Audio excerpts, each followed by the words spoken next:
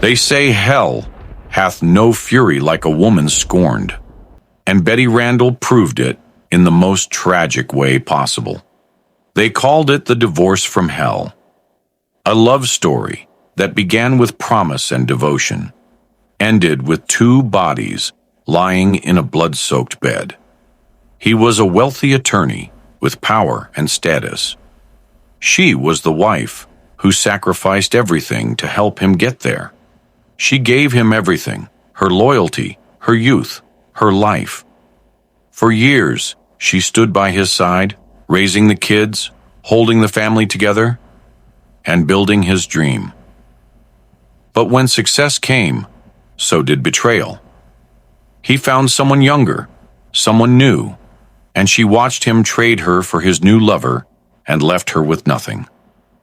The divorce that followed was brutal. Humiliation turned into rage. Rage turned into obsession, and obsession turned into revenge. And in the early hours of November 7th, 1990, that obsession exploded when the mother of four walked into her ex-husband's bedroom with a loaded gun. Minutes later, her husband and his new wife were dead, shot while they slept. This wasn't just a murder. It was the violent end of a marriage that had become a battlefield. A story of betrayal, revenge, and a woman consumed by the very love that once defined her.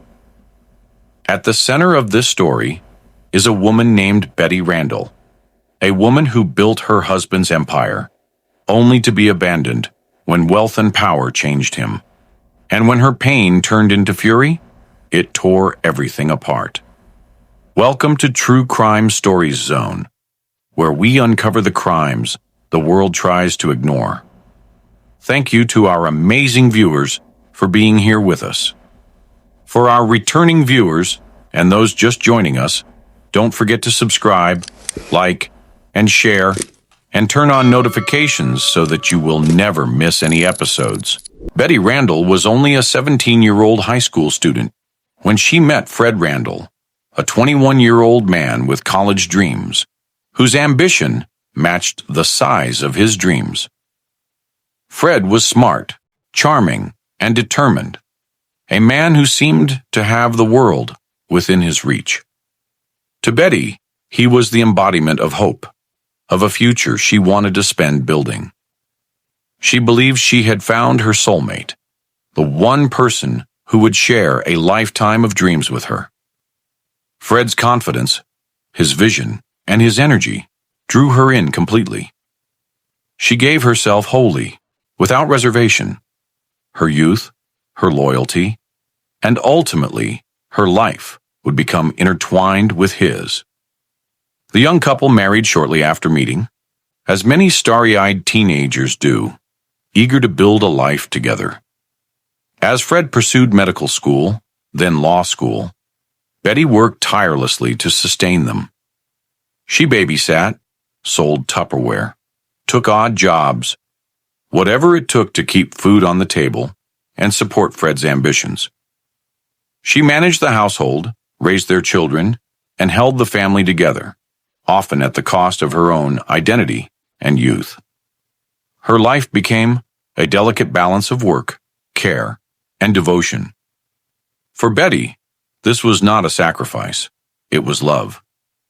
She believed she was building a future with the man she adored. She dedicated her life and gave all her support so that Fred would rise and build his empire. And he did rise. Fred's career began to soar. He established himself as one of the most powerful and sought-after malpractice attorneys in San Diego. He had become a man of power, influence, and wealth. The Randall family, from the outside, seemed untouchable. They lived in beautiful homes, were active in the social elite, and enjoyed privileges few could dream of. But beneath the so-called perfection, the foundations of the marriage were cracking. As Fred's success grew, so too did his ego, taste, and desire for more classy women. Infidelity crept into his life, quietly at first, almost imperceptibly, Betty noticed subtle changes: secret phone calls, lingering looks, unexplained absences, and a young secretary who seemed to share more than professional space with Fred. At first, Betty questioned herself. Was she imagining things? Was she paranoid? But deep down, her instincts screamed the truth. Her husband was betraying her. When she confronted him, he denied it. Fred responded not with confession or remorse, but with manipulation and verbal assault. Old, fat, ugly, boring, stupid, he spat, a catalog of cruelty meant to disorient and demean. He suggested she was paranoid, delusional, and mentally unstable. Gaslighting became his weapon. Every suspicion Betty voiced was turned back on her. She was the problem. She was imagining it. She was losing her mind. But the painful reality could not be erased. Fred's affair with Linda Gomez, his young secretary, was real. After 2 years, the affair eventually forced Fred from the marital home. He later admitted, reluctantly, that Betty had been right about his infidelity, but even then, he dismissed her suffering as irrational. The woman who had devoted her entire life to him, who had borne 4 children, who had sacrificed youth, career, and identity for the man she loved, was discarded. The humiliation was profound. Betty's pain intensified, transforming into despair. The divorce proceedings were ruthless. Fred, equipped with wealth, influence, and a legal advantage, made sure Betty would feel the full force of the law. With his legal influence, he manipulated everything against her to his own advantage. He secured full custody of their children, sold their home against her will, leaving her isolated from the very family she had raised, whilst he built a new life and home with his new wife.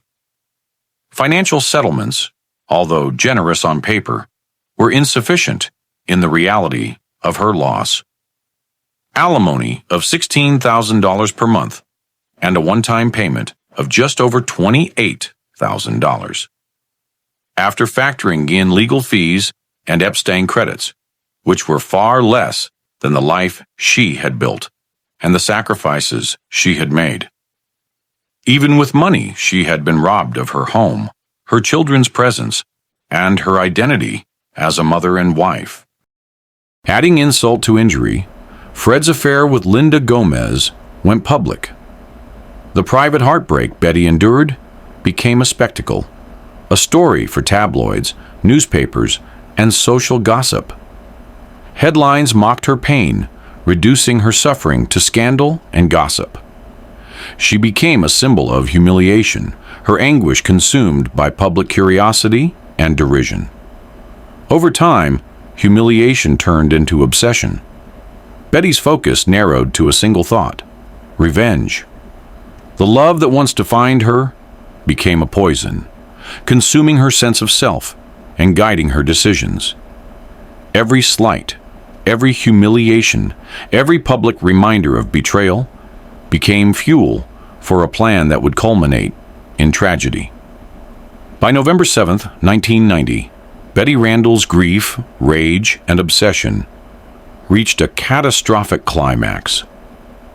At around 4:30 a.m., armed and resolute, she drove to the home where Fred and Linda lived. It was still dark when Betty crept into Dan's La Jolla home, using the key she had secretly taken from her daughter's bag. Dan and Linda were asleep. The house was quiet, the kind of silence that made her heartbeat sound like a drum. In her hand, a .38 caliber revolver. She claimed she didn't go there to kill, but to confront, maybe even to end her own pain. But as she slipped into the bedroom, everything unraveled in seconds. Linda stirred awake, saw her, and screamed, "Call the police!" At that moment, chaos and fear set in. Betty quickly pulled the phone cord from the wall, making sure no one could call for help.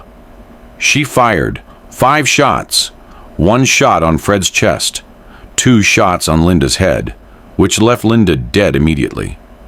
Fred groans in pain, and then silence. Fred and Linda lay dead in the bed. The murder was not a senseless act of violence. It was the apex of years of emotional turmoil, betrayal, legal battles, and public humiliation.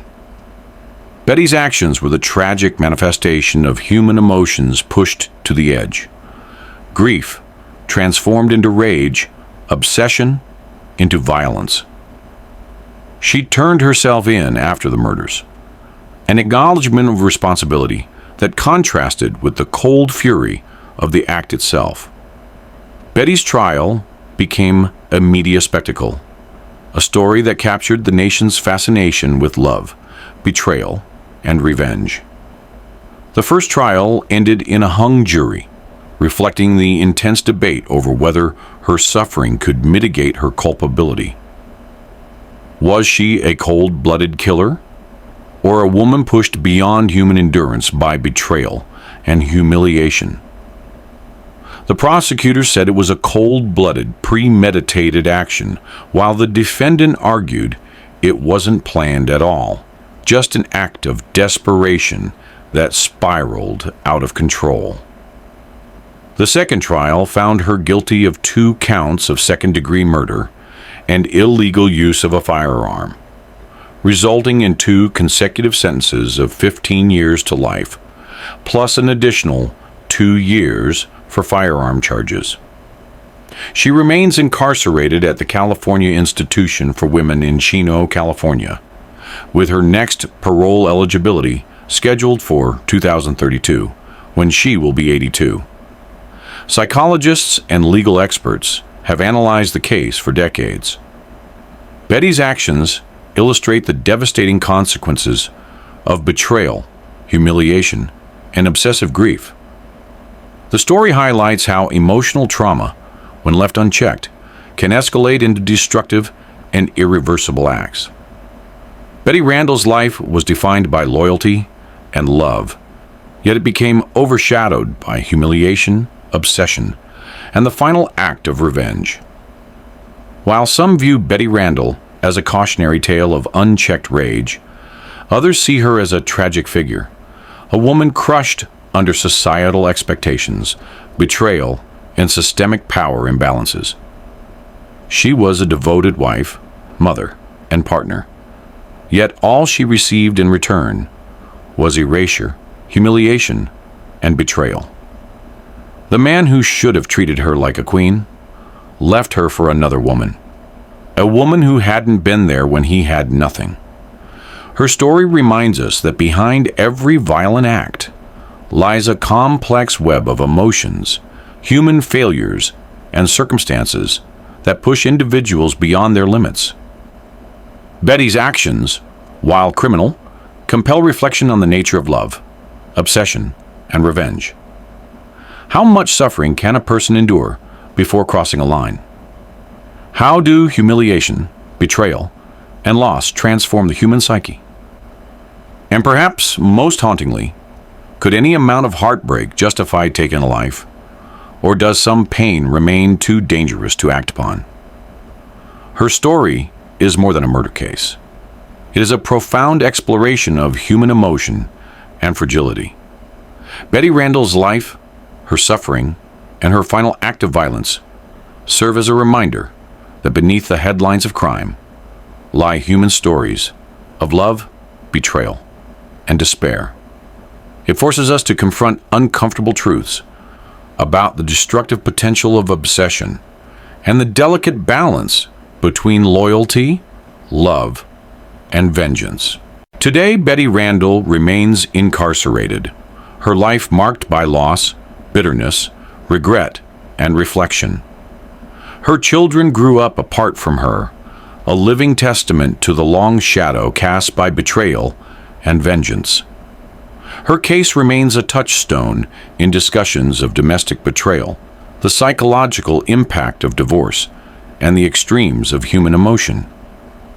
The case of Betty Randall is a case that resonates across time, a case of devotion and sacrifice undone by betrayal, of love transformed into rage, and of a life that ended in tragedy for both herself and those she once loved. It reminds us that even in the most ordinary lives, the intersection of human emotion and circumstance can create unimaginable consequences. As we reflect on Betty Randall's story, the haunting question lingers. When pushed to the edge by heartbreak, humiliation, and loss, how far could anyone go? And when revenge becomes the final outlet for grief, can the act ever be justified? Or does it simply mark the point at which pain has eclipsed humanity? Thank you for watching today's episode. Please like and subscribe for more gripping true crime stories and click the next video. I'll meet you there.